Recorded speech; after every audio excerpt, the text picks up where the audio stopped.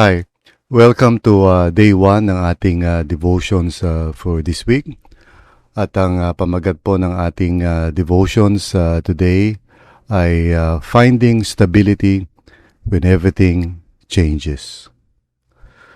So our scripture for today is Acts 1 verses 10 to 11. Basahin po natin. They were looking intently up into the sky as he was going, when suddenly 2 men dressed in white stood beside them. Men of Galilee, they said, why do you stand here looking into the sky? This same Jesus who has been taken from you into heaven will come back in the same way you have seen him go into heaven. So tayo po ay manalangin. Lord Jesus, thank you for giving us your assurance that you are always with us. Thank you, Lord, na by your grace and mercy, hindi po kami nag-iisa, Panginoon. And you want us to know this. You want us to be assured of your presence sa buhay namin. Lord Jesus, once more, mangusap po kayo sa amin and help us to really grasp and understand kung ano ang ibig sabihin ng mga bagay na ito, especially as it relates, Panginoon, sa aming pang-araw-araw na buhay. Mangusap ka, Panginoong Jesus, at gamitin mo po ako, Panginoon, bilang iyong alipin para maipaliwanag ko ito ng mabuti at ayon sa iyong kalooban. Salamat, Panginoon, sa pangalan ni Jesus. Amen. So ating basahin ang explanation. Life has a way of pulling the rug out from under us just when we think we've found our footing. So minsan kapag tayo ay parang okay na sa ating kinalalagyan o sa buhay, may mga pagkakataon minsan na suddenly na wawala yung ating mga comfort zone o yung pinangahawakan natin that gives us an assurance, and we find ourselves na unsure sa mga situations, no? So yung mga disciples had finally moved from the trauma of the crucifixion to the joy of the resurrection. Praise God, dahil gaya nga na sinabi ni Jesus, that he would suffer and die on the third day, he would rise again.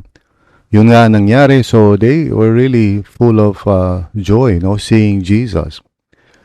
Kaya lang, Jesus left them. So Jesus departed from them. Ayon dun sa scripture, na sabi nga, they were looking intently up into the sky as he was going, or as he was disappearing, if we can translate it like that. Actually, yung word na sky is the same Greek word that is used later on dun sa salitang heaven. So, sky pa rin actually yun, okay? In other words, if we are to read consistently yung passage na ito, they were looking intently up into the sky as he was going when suddenly 2 men dressed in white stood beside them. Men of Galilee, they said, why do you stand here looking into the sky? So, Uranus yun in Greek. This same Jesus who has been taken from you into sky, okay, Uranus, will come back in the same way as you have seen him go into sky. Okay, so in other words, Jesus, disappeared sa kanilang kalagitnaan into the sky. Okay? So, not necessarily na parang lumipad siya, parang spaceman. But, it's hard to explain. But he, disappeared in their midst. So anyway, ang point nito is that one moment na andun kasama nila si Jesus and they were overjoyed. And the next moment, hindi na nila makita si Jesus, at least physically, hindi na nila nakikita. So this transition can feel like a loss kasi, maybe, they are asking or they're thinking, Lord, why leave now when we need you most? Kasi nga, di ba, dahil because of the persecution at that time and the threat, no, of being arrested and all of that, siyempre, kailangan nila si Lord in their midst. However, the ascension, now let me explain that a little bit kasi yung ascension is often misunderstood. Just like many other things, like for example, like the resurrection, often misunderstood yan. It's not just simply that Jesus rose again. There's a whole, implication and meaning to the resurrection. One of which is the fact na it assures us that there will be a resurrection. And tayo mismo will be resurrected, no? So it's a whole teaching. Pero yung ascension also is something that we need to understand. Hindi lang ito yung para nag-ascend siya. Now, during that time, and even before that time, and also later after that time, although there was, eventually nagbago na mga kaparaanan. Pero during that time, whenever a king is going to be enthroned o magiging hari siya or declared na hari siya, he would usually go up, no, sa a flight of stairs. O kaya it's a higher podium or stage kung saan mauupo siya so that he would be declared as king.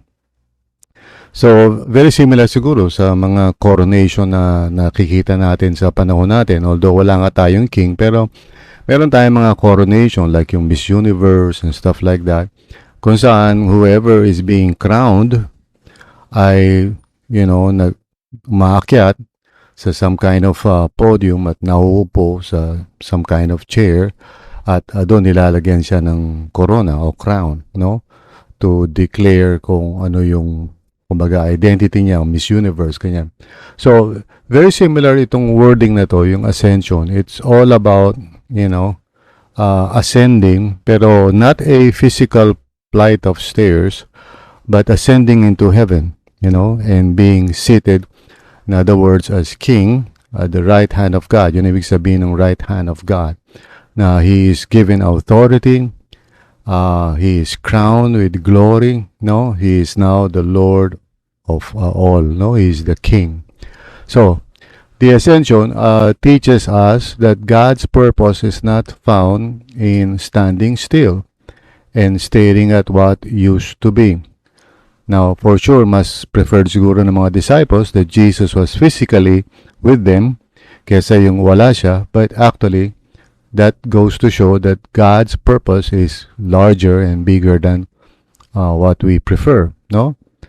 Anyway, so, but in trusting His promise for what is to come, no? So, in other words, the angels were promising, don't worry about it, di ba? Kasi this Jesus, who was, who disappeared in your midst is going to be the same Jesus who will return.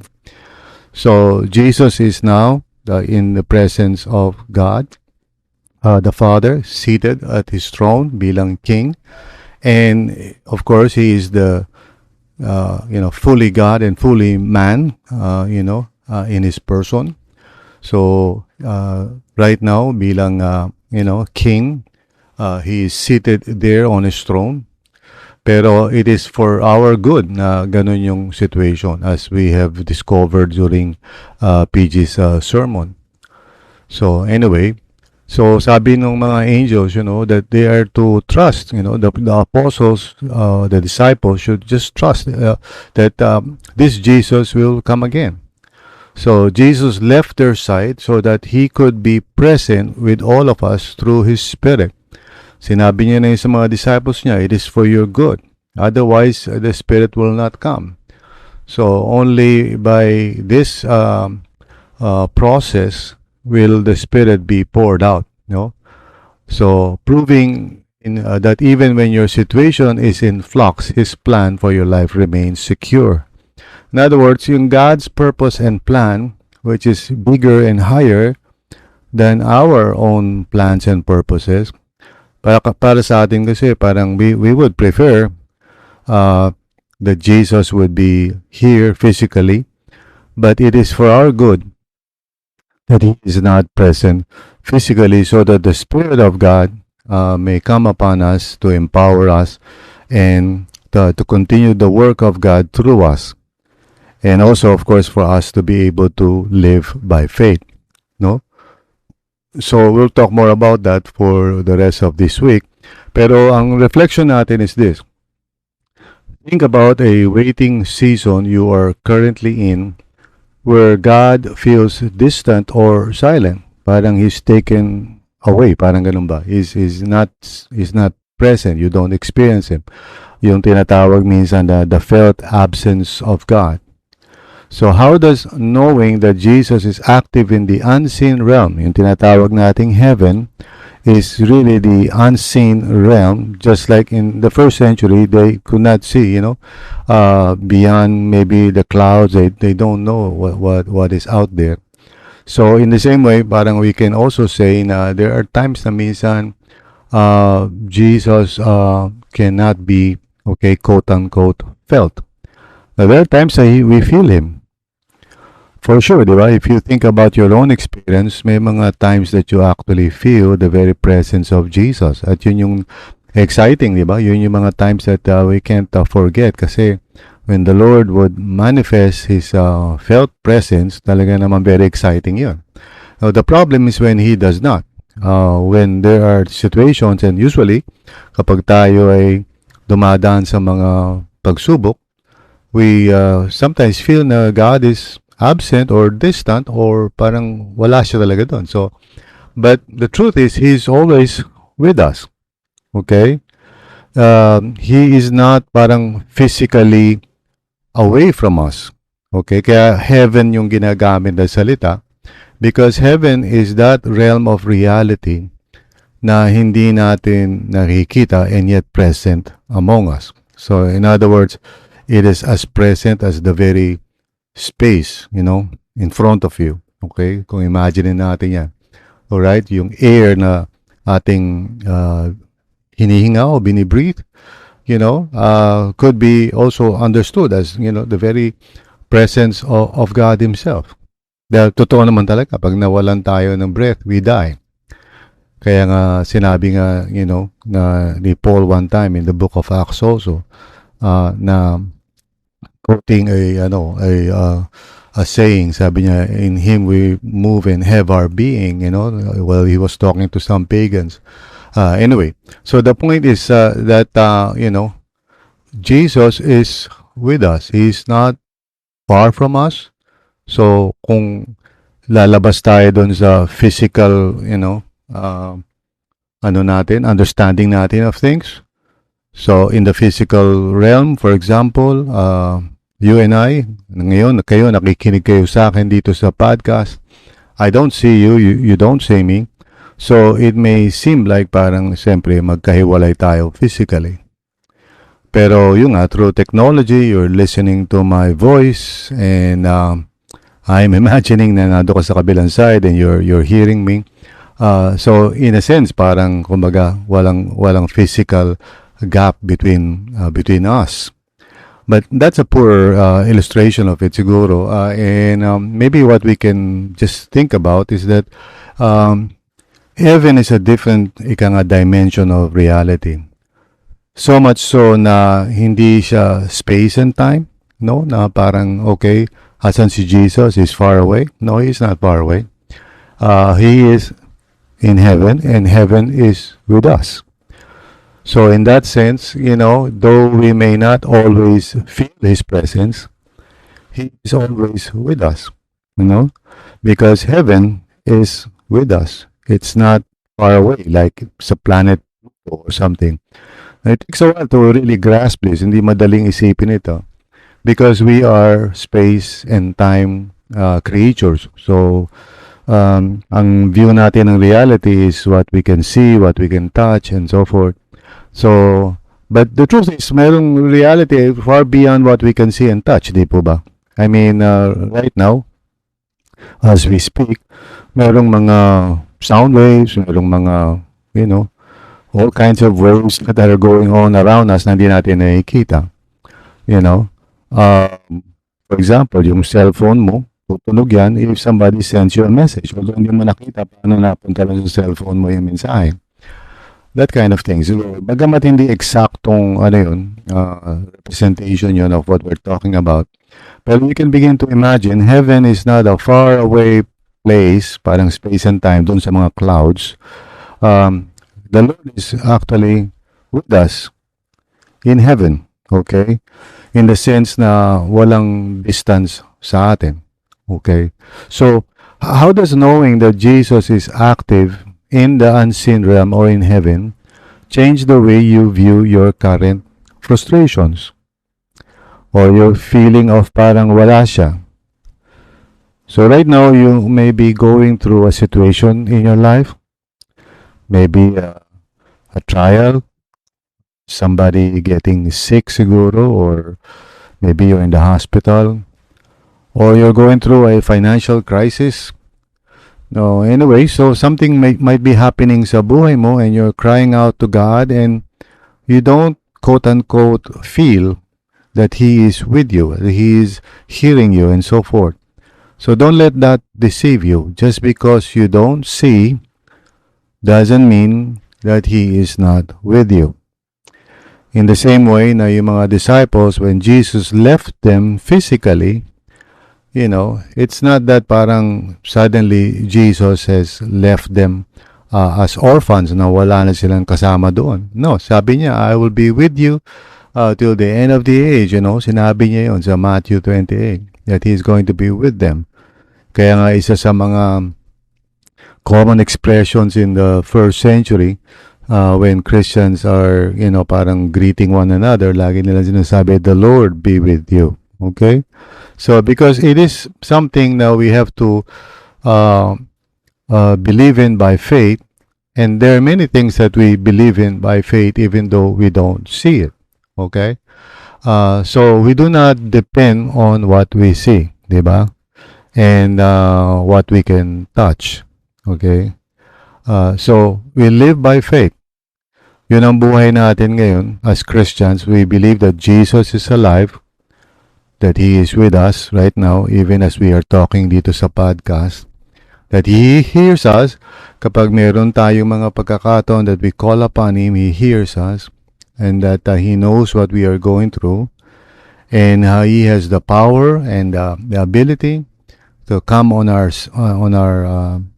situation or to help us, and we have to trust Him. Sometimes yung mga pagkakataon minsan that we feel that He is not present is simply an invitation for us to put our faith in the unseen Jesus who is with us. Amen. Now I hope that this encourages us. It encourages me. And dalangin ko that we would continue to just trust in the presence of the Lord Jesus. Whether meron tayong feeling or experience or wala. Let's continue to put our hope in the Lord Jesus Christ. And magkaroon tayo ng faith that He is with us. And He will be coming back, as He promised one day. So ito yung magbibigay sa atin ng stability. That's why the title of our devotions today is Finding Stability When Everything Changes. So my prayer for you is that you would be assured of the Lord's presence right now, regardless of your situation. Tayo po ay manalangin. Lord, maraming salamat sa iyo, Panginoon, for your grace and mercy upon us, and for the assurance, Lord Jesus, that you never leave us nor forsake us, that you are in fact present right now with us. And especially through your Holy Spirit, who continues to assure us that we are not alone. So, salamat po, Panginoon. And I pray for everyone who are listening. May you encourage each one to remember that you are with them, Lord, that they are not alone. Now, whatever it is that they are going through, you are with them and you will see them through. Maraming salamat po, Panginoon. Thank you, Lord. In Jesus' name, amen and amen. So thank you for listening, and See you again tomorrow. And please don't forget to share these devotions with other people or to talk about it with other people. God bless you.